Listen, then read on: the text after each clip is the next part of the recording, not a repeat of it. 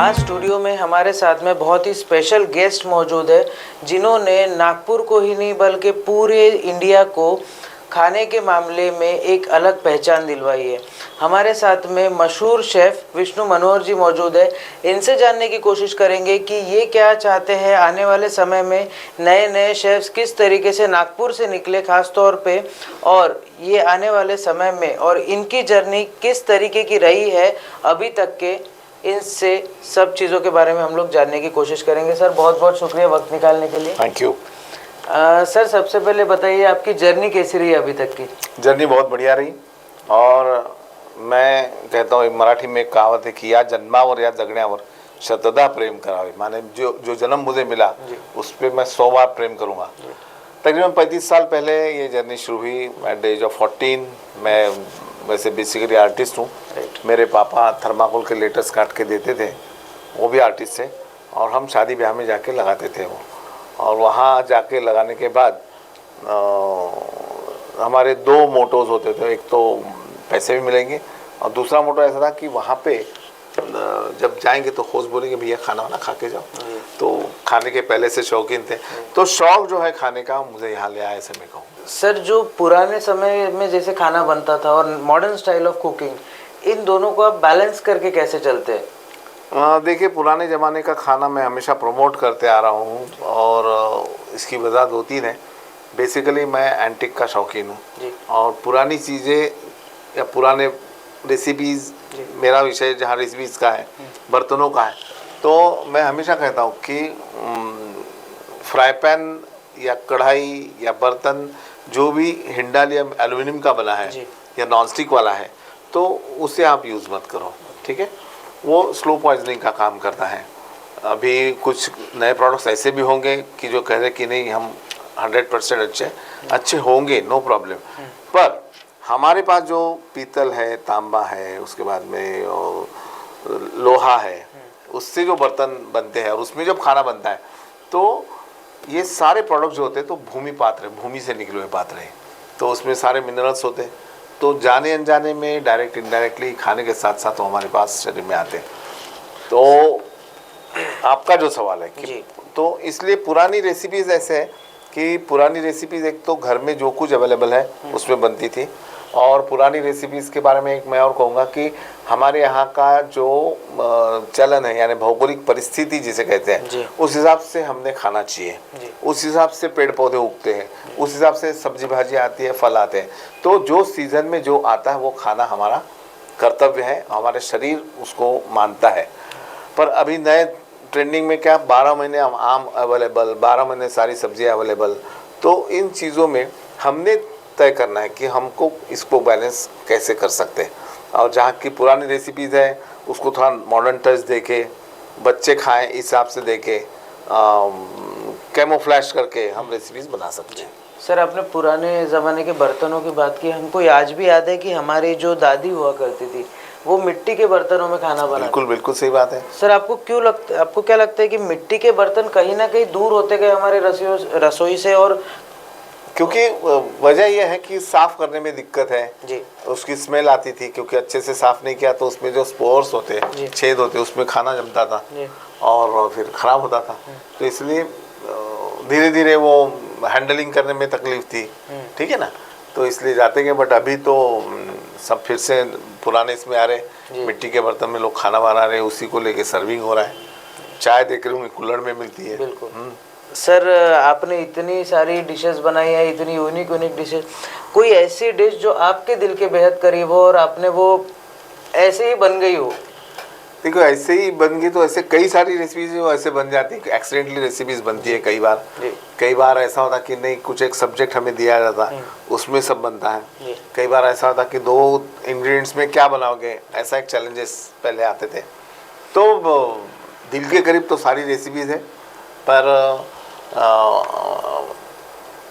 मुझे आप यदि पर्सनली पूछोगे तो आपको क्या अच्छा लगता है, तो मैं दाल चावल इन एनी फॉर्म, एकदम दाल चावल रोटी सब्जी, और दाल चावल इन एनी फॉर्म, जैसे इडली सांभर है, दाल फ्राई जीरा राइस है, दाल खिचड़ी इस टाइप का, तो ये सारा पसंद है मुझे।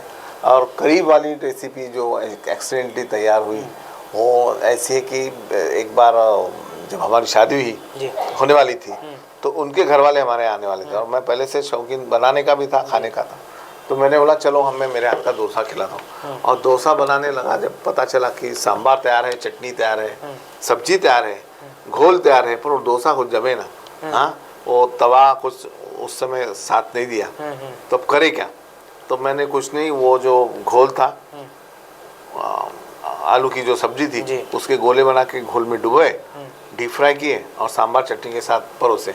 वो डोसे का ही स्वाद आया उसमें और ये निकल गए। पर जब से वो रेसिपी मुझे बहुत अच्छे लगे। सर जैसे हम लोग देखते हैं कि जो नए शेफ्स है जो चाहते हैं इस करियर में आगे बढ़ना, जो चाहते हैं कि वो भी आपकी तरह एक शेफ बने, बड़े बड़े जगह पे जाए, उनके लिए आप क्या संदेश देना चाहते हैं और उनको किस बात से आगाह करना चाहते हैं कि क्या क्या प्रॉब्लम्स आपको फेस करनी पड़ सकती है?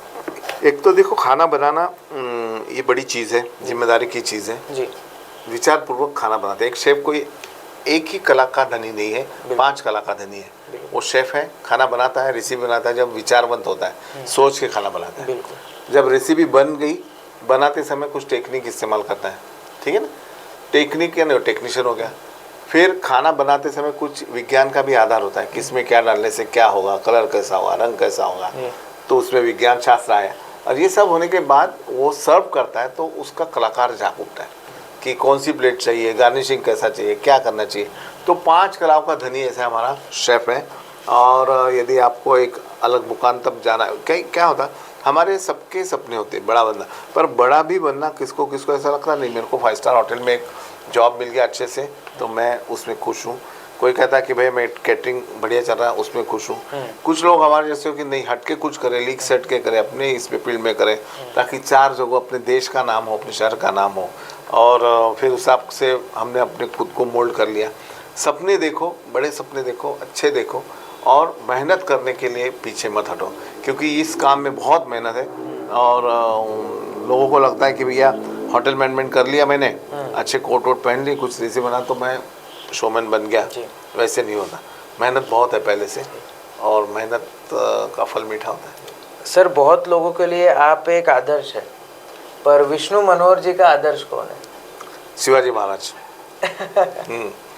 क्योंकि बचपन से देखो, माँ बाप तो अपना आदर्श होते हैं, वो जो भी करे तो अपने को अच्छा ही लगता है। अपने पापा अपने लिए हीरो होते हैं। मम्मी ऐसी लेडी होती कि वो दुनिया में सबसे अच्छा खाना मेरी मम्मी ही बनाती है। पर हम सबसे पहले से शिवाजी महाराज को देखते हैं। 50 साल की उम्र में उस महाराज ने क्या से क्या किया, आज हम यहाँ खड़े हैं, बैठे हैं तो केवल और केवल उनकी बदौलत। पर सभी चीज़ों में ये नहीं होता कि उन्होंने तो एक तो प्रेरणा दी, प्रेरणा को आगे बढ़ाते समय मेरे सब्जेक्ट में यदि आप कहो तो विठल कामत जी है, संजीव कपूर है, संजीव कपूर का नाम एक्सपेक्ट कर रहा था। हाँ, हमारे अच्छे मित्र भी हुए वो। और उनको देख देख के ऐसा लगता था नहीं यार, ऐसा कुछ तो ही करना चाहिए, अपन ने बनना चाहिए। सर जो आजकल की रेसिपीज आप देख रहे हैं, जो स्ट्रीट फूड मिलता है, क्यों ऐसा होता है कि स्ट्रीट फूड में टेस्ट ज़्यादा आ जाता है, बट जो बड़े बड़े कैफेज लगा के बैठे उनके पास में वो टेस्ट नहीं होता?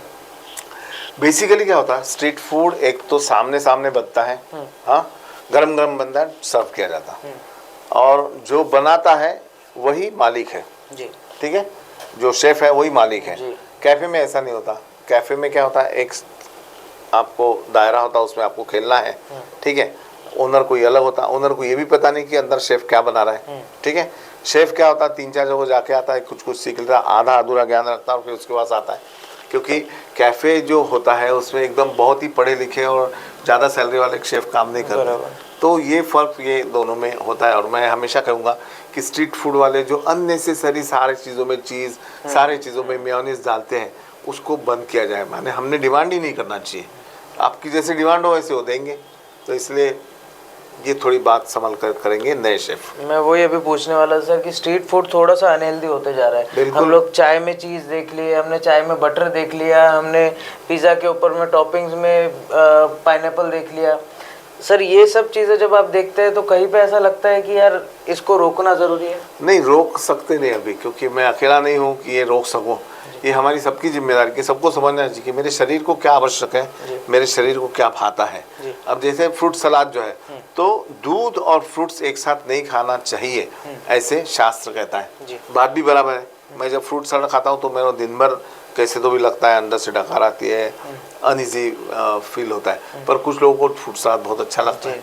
तो ये ऐसी सारी चीज़ें हैं, तो उसको संभल के हमने करना चाहिए। सर अभी हाल ही में आपने एक वर्ल्ड रिकॉर्ड बनाया है जी, 24 घंटे कुकिंग का, उसके बारे में थोड़ा सा बताइए। 24 घंटे कुकिंग का वर्ल्ड रिकॉर्ड अभी बनेगा 27 तारीख को, दिवाली के 2 दिन पहले। ओके। और इसके पहले तकरीबन 25 वर्ल्ड रिकॉर्ड हमारे बन चुके हैं। ओके। जिसमें अयोध्या का हलवा भी है। हाँ। और लास्ट ईयर हमने दिवाली के समय चिवड़ा बनाया था, 6000 किलो जो जवानों के लिए बॉर्डर पर भेजा गया।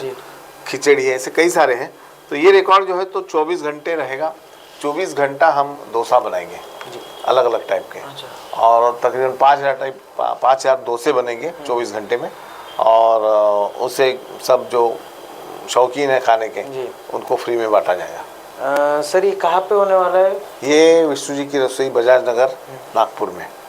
सर विष्णु जी की रसोई को आप किस तरीके से डिफाइन करते हैं? क्योंकि आपने अपना नाम से चलाया, आपने आप उसके ये, तो आपने आपके पीछे क्या आपके माइंड में था कि मेरे को ऐसा कुछ बनाना है जो लीक से हटकर हो? तो इसके लिए क्या है, हमारे मराठी में कहावत है, गरज ही शोधाची जननी असते। माने जरूरत ये हमसे कुछ तो करवाती है। राइट। ठीक है ना। बिल्कुल। तो उस समय क्या था कि हमने पहले इससे 2-3 रेस्टोरेंट्स जो थे फेलियर रेस्टोरेंट्स चले हमारे, तो हमने बंद कर दिया। तो बंद करने के बाद उसकी क्या खामियां थी वो हमने तो ये कर ली। बाद में एक मैंने देखा कि जब हम स्टार्टिंग के हमारे डेज थे, समझ लो 17-18 से लेके 25 तक सभी के, तो इसमें क्या होता कि थोड़ा झोल जुगाड़ करके हम होटलिंग वगैरह करते हैं। अपने पैसे होते नहीं खुद के, पिताजी जो भी पॉकेट मनी देते उसमें से हम करते। तो मैंने उस समय महसूस किया कि हम यदि 5 लोग खाना खाने गए तो वो वेटर बराबर 4 लोगों में चावल ख़त्म कर देता था, और एक आदमी के लिए फिर से चावल मंगाओ, माने फिर से 100 रुपये का बिल बढ़ाओ। तो ये बड़ा जान पाया था। ऐसे रेस्टोरेंट निकालो कि जिसमें एक बार पैसे दिए तो भूल जाओ, फिर अंदर जाके अपने को सूतना है, बस खाना खाना है। तो इस टाइप के ही रेस्टोरेंट निकाले। मतलब निकालने के बाद फिर पता चला कि वेटर्स वगैरह का खर्चा तो बहुत है, अभी अपने पास उतना ये नहीं है। तो ऐसे ये करो कि सिर्फ सर्विस वाला निकालो। तो बहुत माने हिम्मत वाला कंसेप्ट था 15 साल पहले कि बुफे रेस्टोरेंट निकाल के लोगों को आकर्षित किया जाए। तो क्योंकि बुफे शादी में होता था, बराबर, बाकी कोई रेस्टोरेंट में बुफे आपको दिखेगा भी नहीं, मेरे ख्याल से है भी नहीं, ये अभी केवल है। हाँ, तो रेडिसन माने बड़े जो रेस्टोरेंट्स है, बड़े होटल्स है, उसमें बुफे चलता है। तो ये हमने निकालने के बाद फिर बोला शादी का खाना भी नहीं लगना चाहिए, इसलिए फिर हमने उसको एक नया रूप दिया। रोड साइड का ढाबा एक वहाँ पे बनाया, मराठी का एक पुराना मकान बनाया कि मराठी खाना मकान में जाके खाओ, ढाबे में जाके ढाबे का खाना खाओ। तो ऐसे वो कंसेप्ट दिया, और ये उसकी जड़ थी कि भैया लोगों के जेब का पैसा जो है उनको पहले पता चले कि भाई 20 लोगों की पार्टी दे रहा हूँ, 1600 रुपये 4 बजे 2000 रुपये 20,000 रुपये खर्चा आना है, ख़त्म। सर जैसे हम लोग देख रहे हैं कि अभी खाना, कई बार आदमी, आप इतने सालों से इस फील्ड में हैं और इतने सालों से काम करते आ रहे हैं, तो कई बार आदमी ऊब सा जाता है। तो क्या चीज़ है जो आपको मोटिवेट रखती है ये चीज़ करने में? मोटिवेशन हमेशा नया खोजते रहो, नया सोचते रहो। ऐसे नहीं कि अभी ये हो गया, अभी ठंडा हो गया। अभी मैं लंदन में था, लंदन में 4 शोज थे अलग अलग। तो पहला मेरा फोकस था लंदन के शोज। जैसे लंदन के शोज एक खत्म होने लगे, मैंने फोकस किया 27 तारीख के ऊपर में 24 घंटे का जो नॉन स्टॉप डोसा मेकिंग का। तो उसका तो स्विच ऑन स्विच ऑफ होना जरूरी है, वो आना चाहिए। और वो जिसको आया वो जीत गया, जो जीता वही सिकंदर है। सर एक आखिरी सवाल पूछूंगा कि अभी भी क्या, जैसे आप घर के किचन में कभी चले गए, कभी खाना आज भी घर पे बना के? बिल्कुल बनाते हैं, बिल्कुल बनाते हैं। आप आइए, आपको खिलाता हूँ मैं खाना। पर होता नहीं ज़्यादा, क्योंकि घर वाले परेशान होते, बोले आप खाना बनाने से लेके वो जो पसारा सब कर लेते हो। हाँ, तो वो समेटने का काम करो, खाना बनाना हम कर लेंगे। तो ऐसी चीज़ें होती है। सर नए शेफ्स के लिए कुछ मैसेज? यही कहूँगा कि मेहनत के लिए हारो मत, मेहनत ही करना है। कुछ लोग, मैं होटल मैनेजमेंट का रेशियो ऐसा है, मैं खुद एक होटल मैनेजमेंट के कॉलेज का प्रोफेसर एमेरिटस हूँ, औरंगाबाद MGM यूनिवर्सिटी का। तो मुझे पता है कि 100 बच्चे यदि एडमिशन लेते हैं, दूसरे साल 60 बच्चे दिखेंगे, तीसरे साल 40 बच्चे दिखेंगे, फाइनल में 30 ही बच्चे एग्ज़ाम देंगे और जो फील्ड में आने वाले बच्चों की जो ये है 15 से 20% है, बाकी सारे अपना फील्ड बदल लेते हैं। तो ये वस्तु स्थिति है। तो उनको कहना है कि भैया दिल से यदि आपको करना है तो उसी पर फोकस रखो, अलग अलग रेसिपीज़ ढूंढो, अलग अलग शोज़ देखो, यूट्यूब पे अभी बहुत सारा कुछ अवेलेबल है, सबकी रेसिपीज़ देखो। ऐसा नहीं कि एक ही किसी शेफ़ को फॉलो करो, अलग अलग शेफ़ को फॉलो करो, उसमें से अपना कुछ नया निकालो। फील्ड से रिलेटेड किताबें लिखो, कुछ नया आपके पास ज्ञान है तो लोगों में बांटो, जितना बांटोगे उतना मिलेगा आपको। तो ये सारी चीज़ें ध्यान में रखो, नए सपने देखो, बड़े सपने देखो। सपने देखने के लिए कोई जीएसटी नहीं है, कोई टैक्स है नहीं। हाँ, तो बस बहुत बहुत शुक्रिया सर वक्त निकालने के लिए। Thank you. ये थे विष्णु मनोहर जी, बहुत बड़े शेफ़, और इन्होंने हमारे साथ साझा किया अपने एक्सपीरियंस, इनकी जीवन किस तरीके से बदला और किस तरीके से ये खाने को लेकर कैसे पैशनेट है और क्या क्या चीज़ें इन्होंने वर्ल्ड रिकॉर्ड बनाया है हमारे देश के लिए, जिससे हमारे देश का गौरव और भी ऊंचा हो सके। और साथ ही साथ नए एस्पायरिंग शेफ्स के लिए भी विष्णु मनोहर जी ने एक बहुत अच्छी मिसाल कायम की है कि अगर आप मोटिवेटेड रहोगे, अगर आप मेहनत करोगे तो आज आप भी वहाँ पहुँच सकते हो जहाँ पे आपके आइडल, आप जिनको मानते हैं वो यहाँ पर है। आगे और भी किसी गेस्ट से बात करेंगे, तब तक के लिए आप बने रहिए महाराष्ट्र टीवी, देखते रहिए।